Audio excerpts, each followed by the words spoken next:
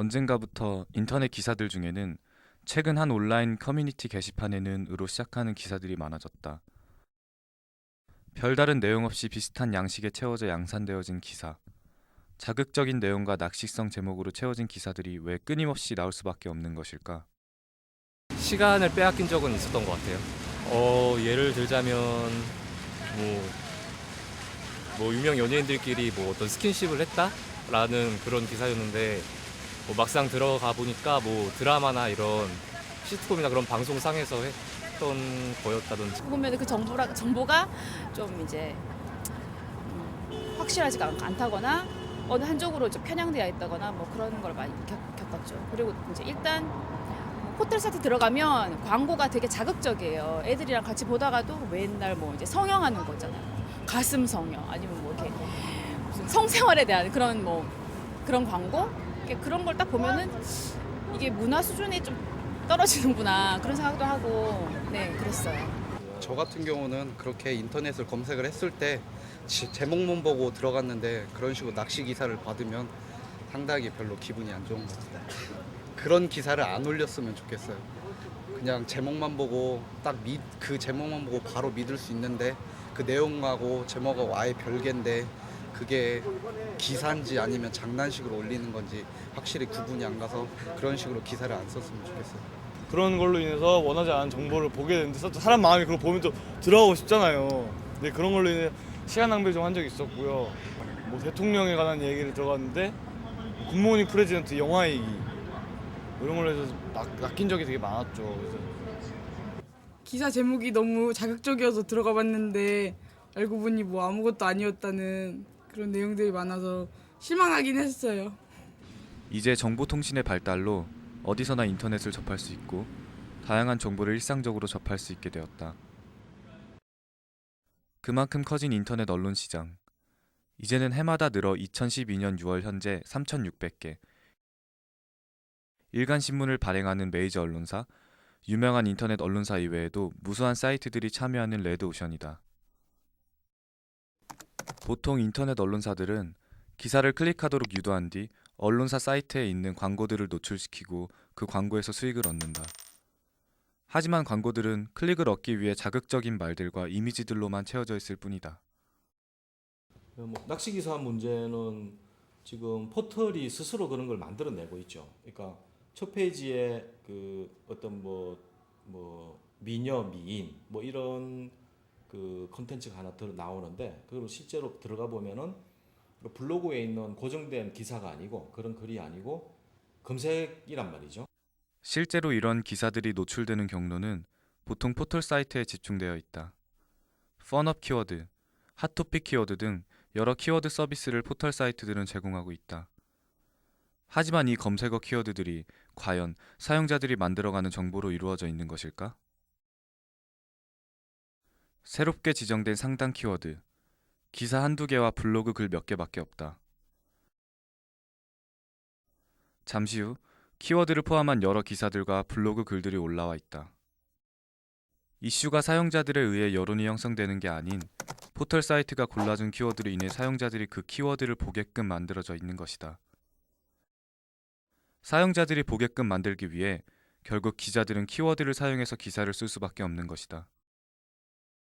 결국 포털 사이트의 기사 노출 방식과 인터넷 언론의 수익 구조가 자극적, 낚시성, 일회성 기사가 나올 수밖에 없는 필연적인 구조를 만들어내고 있는 것이다.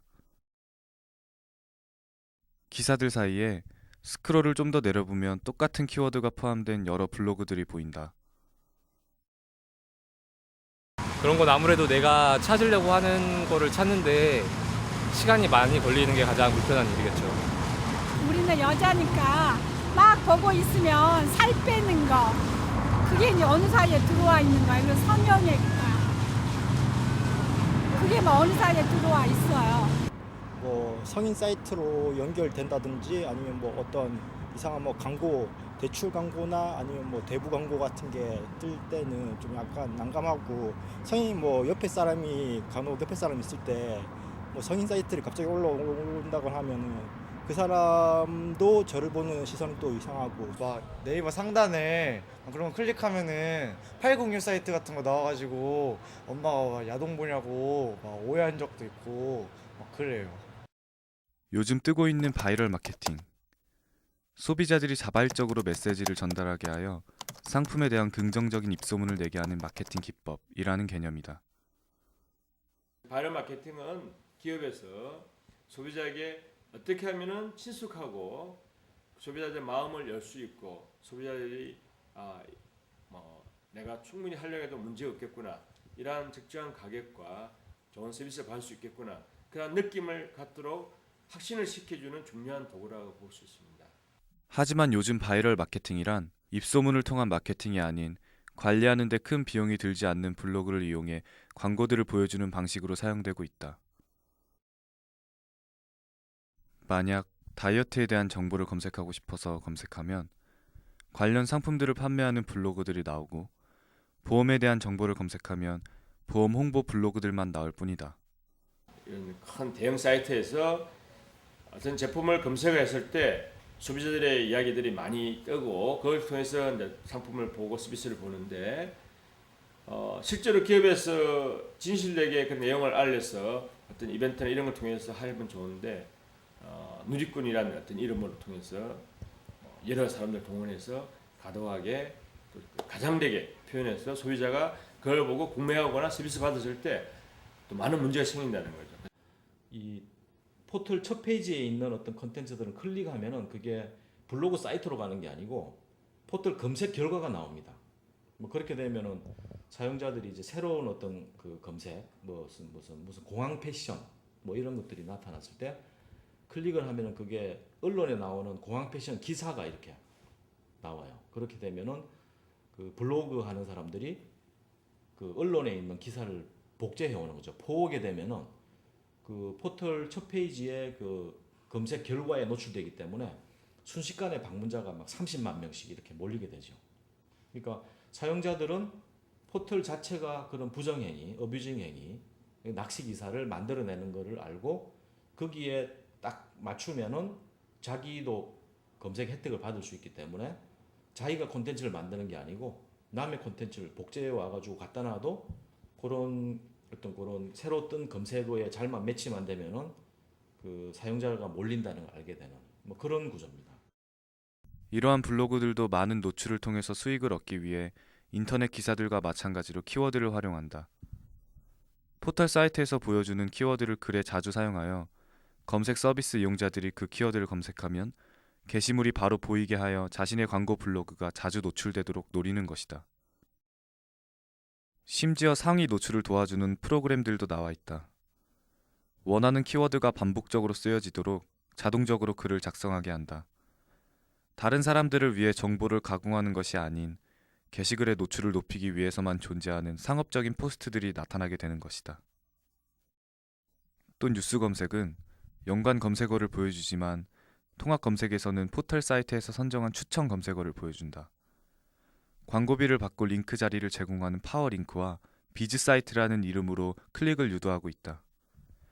때문에 정보를 얻으려는 이용자들은 광고를 제일 먼저 접할 수밖에 없는 것이다. 그 검색에서 키워드 광고라는 게 있어요. 그러니까 꽃꽂이라고 치면은 거기에 그 업체 광고를 이렇게 배치하는데 이 광고료가 이 포털의 점유율에 따라 달라지는 거죠. 그러니까 뭐 우리나라 같으면은 네이버가 그 70% 이상, 거의 80%에 육박하는 검색 점유율을 가지고 있는 거죠. 그다음에 뭐 다음이 한 15% 정도 되고 뭐 나머지는 미미한데 그렇게 되면은 꽃꽂이라고 하는 가격이 네이버에서는 80원에 팔리고 다음에서는 15원에 팔리는 거죠. 그러니까 검색 점유율이 가격이 되는 거예요. 결국 자극적이고 노출만을 위한 기사, 복제된 컨텐츠만을 사용하는 블로그들은 상업적으로 변한 검색 서비스에 기생해 정보 전달의 순 기능을 잃어버린 요즘의 검색 서비스를 만들어냈다.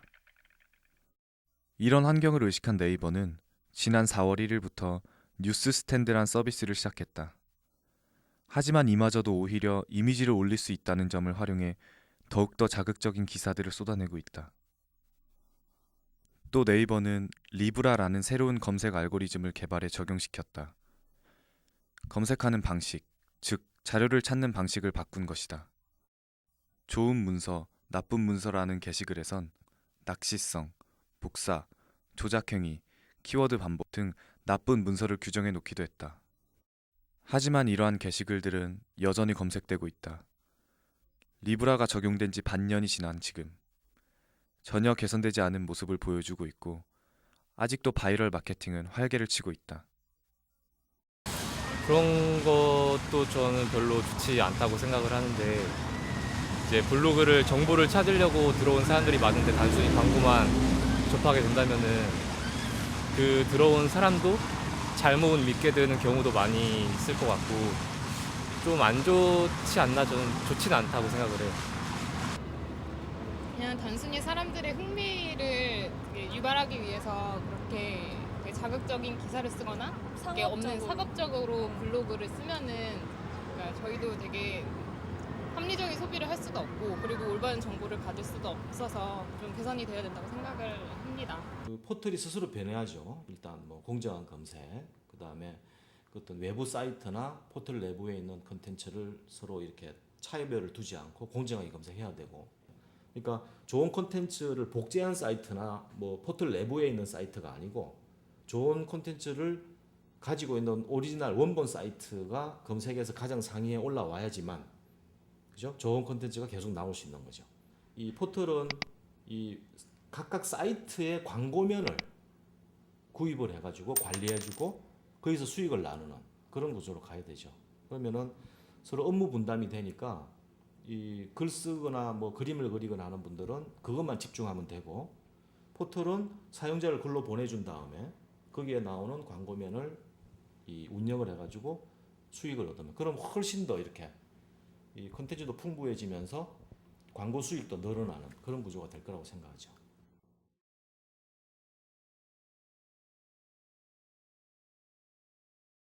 우리들은 쏟아지는 정보의 홍수 속에서 살아가고 있다.